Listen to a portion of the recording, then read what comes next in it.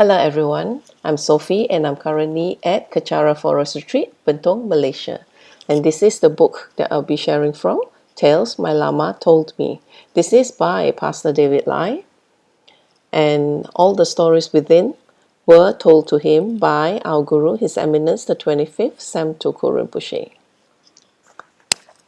And we are on chapter 9, Tsongkhapa, page 84. So let me go to a picture to share with you before I do my reading. This is a picture of Ganden Monastery in Tibet. Right, page 84. Mong Lam Cheng Mo, or the great prayer festival held annually in Tibet during the Tibetan New Year, was founded by Tsongkhapa to foster greater awareness of spirituality and especially for lay people to gather tremendous amount of merit. During the first festival, thousands of butter lamps in the temple ignited into one huge massive flame. The fire was soon out of control and the temple seemed to be in danger of burning down. The monks ran to inform Tsongkhapa. There were times when even Tsongkhapa had to show his extraordinary, miraculous powers. At this time, he walked towards the inferno and disappeared into the burning temple. There he sat down and went into deep meditation. Suddenly, all the flames were extinguished as if they were blown out by a strange gust of wind. He rarely displayed his powers and often played them down because he didn't want people to focus on this aspect. He wanted his students to focus on the teachings instead. For most people, those kinds of powers are not attainable immediately. So if they do not attain that power in the little practice that they do, they soon lose faith. However, if they understand the Dharma by examining the truth of their own lives, they will gain faith. Tsongkhapa was able to perform this miraculous action through his inner fire meditation. We believe that if you have meditative control of the elements within your nervous system, you will also be able to control the external elements. Tsongkhapa didn't need water to extinguish the flames. However, this show of miraculous powers was few and far between, because Tsongkhapa forbade it. This proves that Tsongkhapa was a powerfully realized being. Tsongkhapa also had no shortage of telepathic powers. Once, he was staying in a small retreat hut about a 30-minute walk from the place on which he later advised for Sera Monastery to be built. One day, he suddenly disappeared from his hut, and nobody knew why. Later that day, a delegation from the Emperor of China arrived. The emperor had heard of Tsongkhapa's fame and wished to invite him to come to China, but he was nowhere to be found.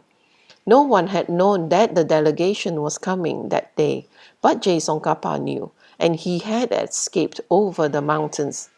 This shows Lama Tsongkhapa's telepathic powers and is also a good example of his perfect renunciation. He abhorred the very thought of worldly pleasure and fame. Although Tsongkhapa became incredibly famous in his lifetime, he never dwelled in distracting places, but preferred to stay in isolated places in the mountains. He knew that going to China would involve great prestige, power, wealth, and spiritual dominion over all of China and Tibet. But because he had renounced worldly fame and power, he ran away to avoid the Chinese emissaries. Consider how the rest of us would act if someone high came to look for us. For many of us, we would run towards them if we knew we were going to get money, material benefits, or some pleasure. Tsongkhapa had thousands of disciples all over Tibet and constantly received offerings from people. But he had no bank account and he had no house or property under his name. He didn't even own one piece of land on which to grow his food. He gave away everything he received. Although Tsongkhapa was the head of Ganden, a monastery he founded, he stayed there as if he was simply a guest. He would arrive receive offerings, give them away, and leave with nothing. Je Tsongkhapa was a perfect example of someone living in accordance with the Dharma, a true renunciate. Shortly before Lama Tsongkhapa died, one of his teeth fell out and everybody saw that it emitted a rainbow light. He gave the tooth to Khedrup-je, one of his heart sons.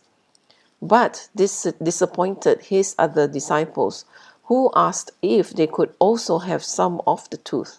Lama Tsongkhapa told Khedrup-je to place the tooth in a box on the altar. Khedrup-je did as he was instructed, and radiant rainbow light continued to emanate from the tooth within the box.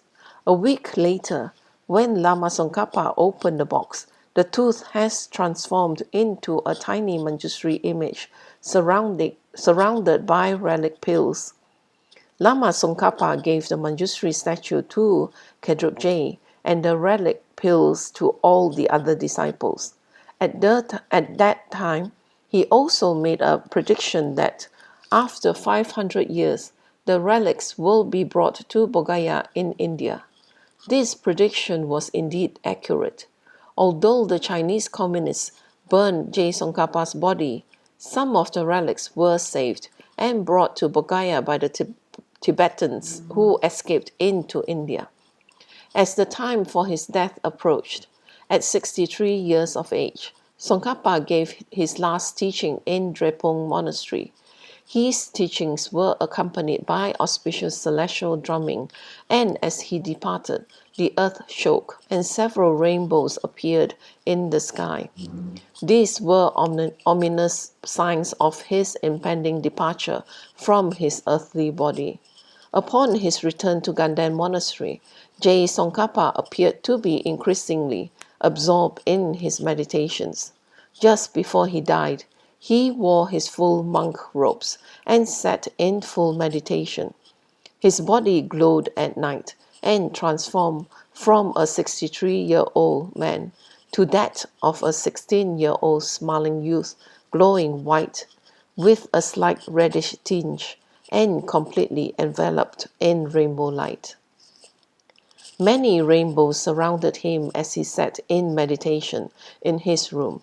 He passed away, leaving thousands of students bereft of their teacher. After his passing, his students decided that it was best to mummify his body and encase it in solid gold. So they encased his body in pure solid gold, and his remains were entombed in the mausoleum of Ganden Monastery. This could still be seen before 1959, when the monastery was destroyed during the Cultural Revolution. Over the centuries, many miraculous signs manifested from his remains.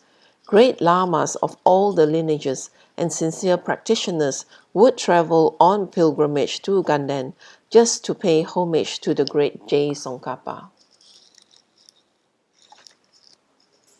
Even new oracles or specially trained people who take trance of certain deities like Nechung must go to pay homage and pray to Je Tsongkhapa's body while they are in training. If they are real oracles of Nechung, they will take trance of Nechung in front of Je Tsongkhapa and pay homage by immediately prostrating towards Je Tsongkhapa.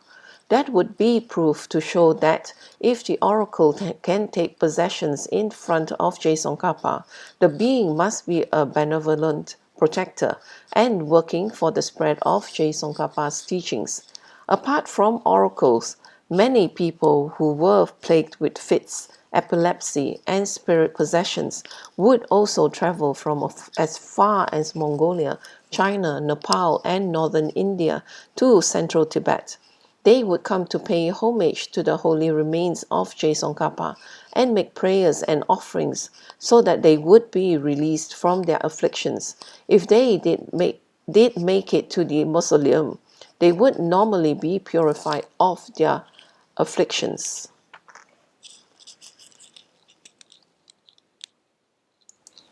And with that, I end my sharing session for today. And I'll continue on with this chapter, the last part, in my next sharing. So we end this with a completion dedication in Tibetan. Jang yu sen yorin boshi mage panam ge yushi ge panam pa me payang gone gondo pe washu toni to warin boshi mage panam ge yushi ge panam pa me payang gone gondo pe washu daso jini sapage wadi tandandro agona kampada jepa jesu no santrapai tamping imporindo sa se sho ke wa kunto yanda lamada rami choki pala no choching sadam nangi yatera soni toje changi ngopanga tesu ge wadi nyududa lama sangya droyone jowachi ke malupa de isala go pashu choki ke posungapa Chosunampa pewala geki samasi wadang tungi malo sawasho.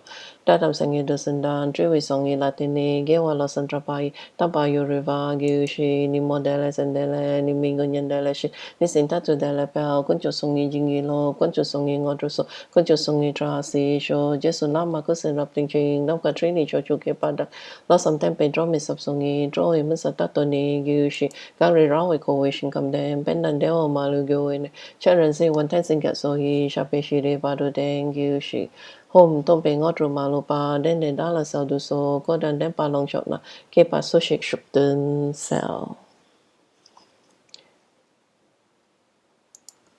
Thank you everyone and see you for my next sharing.